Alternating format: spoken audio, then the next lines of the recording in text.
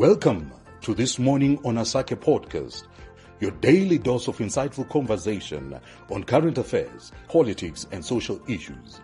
Please share and also follow us on social media at SiteZW. Now, stay tuned to today's episode. A very good morning to you and welcome to this morning on Asakhe.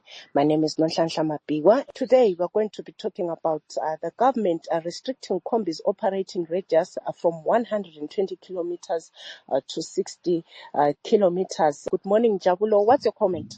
Good morning, Nonhlanhla. There are other places where buses don't actually go because of the population that moves, from one place to the other on a frequent basis. So it becomes a loss for a bus to drive with a bus seats 72 passengers, and it has to drive with maybe 15 or 20 passengers. It becomes a loss in terms of business. So I don't know if they put so much thought into something like that to say, all right, if we are saying 120 radius, how is it going to impact the movement of people and goods? And if it was a matter of comfortability, they could have just put a law to say all the long distance taxis should have trailers so that people are not people are comfortable. They are not carrying their bags with them in the car. They can put in a trailer, so that people are able to freely travel. And also it's driving a certain level of monopoly because it's promoting big businesses to be the ones that are running and those to maintain control of the transport industry. You'll find that these taxis that they are cabing in are run by individuals, are run by young people because of accessibility of someone buying a taxi versus someone buying a bus.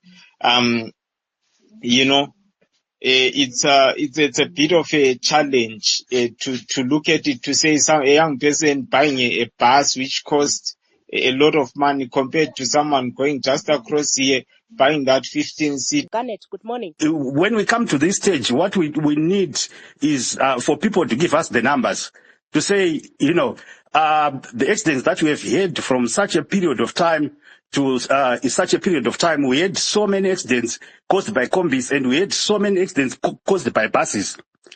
Then we can conclude to say, yes, let's do the next step. Then on the 60 kilometers again, let's assume someone is coming from Marondera to Harare. They get to Rua by a kombi. Then that kombi is not allowed to proceed. Then they disengage and get into another kombi. So how does this solve is probably what I'm just asking. Because I don't see in other instances this being a solution. And how did they arrive? Because if we say we distance reduction from 120 to 60, we also need numbers there to say how did we justify that 60 kilometers is the right distance? Why did we choose 60 and not 40 or 80? Or at least we need that data to say, based on what we have observed, we realize that if kombis, travel 120, maybe because of this and that, then you attach that to something reasonable. Not seeming as if, someone is just pulling numbers from somewhere. Thank you so much. Thank you so much, Garnet. Food for thought. There are so many questions raised as well. Dobbs, good morning. Yeah, morning. It is not making any sense. All the solutions which are being provided, starting with the distance limit, because there's no study which have been happened to indicate that if they operate at a short distance, they won't cause any accident. And the buses are causing a lot of accidents. We are reading about accidents which are being caused by those big buses which carry a number of passengers compared to that one which are caused by the kombis. And the other solution of speed limit which is they are putting to say all PSV must have speed limit. It's not really a solution because they are not the only road users. What the government really needs to do is to improve our road infrastructure and then start monitoring the speed by putting in speed cameras and the other things which are necessary so that the speed is then monitored for everybody who is using the road, not just restricted to public service vehicles. Again, especially to do with the age of the buses which are operating, those the older buses which are operating. Some of them are very old, and they tend to the law tend to protect those old buses than any combi. We have seen it them during those times when they were affiliated to ZUPCO, to say some of them who were really old, leaking at times, not providing that comfort which they are talking about. Thanks a lot, everybody. Thank you so much, Dobbs, for that contribution. Taxi driver, good morning. Good morning. People drive a mshika mshika with a pint of beer in between their legs, right? You see them coming out of a bar, just downed one pint, and they get into a vehicle driving people, right? The real problem, in my view, is that those who are supposed to be policing these vehicles, they actually own these vehicles, right? So they tend to ignore, right? With a very little research that I've done, although it may not be conclusive, right? Most kombis, most shigas are owned by police constables and all these kind of people, right? How do you then police these things? So it's policing. That's where the problem is.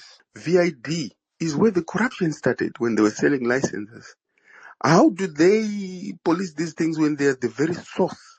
This introduction of radius limit is not going to increase compliance. It's just going to localize the problem. Thank you. Thank you so much, taxi driver, for that contribution. Good morning, Kala. Good morning. This to me smells like there is some kind of like collusion that is happening. Something is cooking about the buses, and we will soon find out. Why are they wanting to put buses when in actual fact, if I go right now and talk about my town, Gwanda and Beitbridge, I think maybe there is one or two buses that are operating, and we know the people that own them actually are affiliated to the ruling party. So it's one or two buses that are there in that area. And the distance in between Beitbridge and Gwanda is more than 100 kilometers. So how are we going to have taxis going halfway? Somebody will mark the halfway in between Gwanda and Bulawai. Someone will mark the halfway also between Gwanda and Beitbridge. That actually smells of some kind of collusion that is happening. Thank you very much. Thank you, Kala. It looks like Kala there's some suspicions there with regards to this issue. Let's move on to another speaker. Good morning, Mandaza Douglas. Good morning, Nonhlanhla. It doesn't really make sense. I don't think they'll be able to implement it as well. One, for example, how are you going to be able to know that this combi is driven from such and such a point to this point, therefore it can't move forward? It becomes a little bit baseless as well. Lastly, before I leave, with so many buses coming from Belarus, coming from where those buses came during last year, and all of a sudden they disappeared. Maybe it might be again another sinister thing. It's me just being naughty here. But these buses disappeared after they came. We've seen them being paraded. All these buses coming in from, I think, Belarusi, some from Morocco, some from there. But there's nothing on the Zupco drive. Asakhe. Thank you so much, Mandaza Douglas. Mapoko, good morning. Good morning, Sai. I was listening to everyone speaking and I was like, on this case, poor government, damned if they do, damned if they don't. But for the fact that obviously they've introduced the radius, I would say I agree with it as a mitigation. I mean, they've clearly stated that it's a mitigation for accidents and things like that.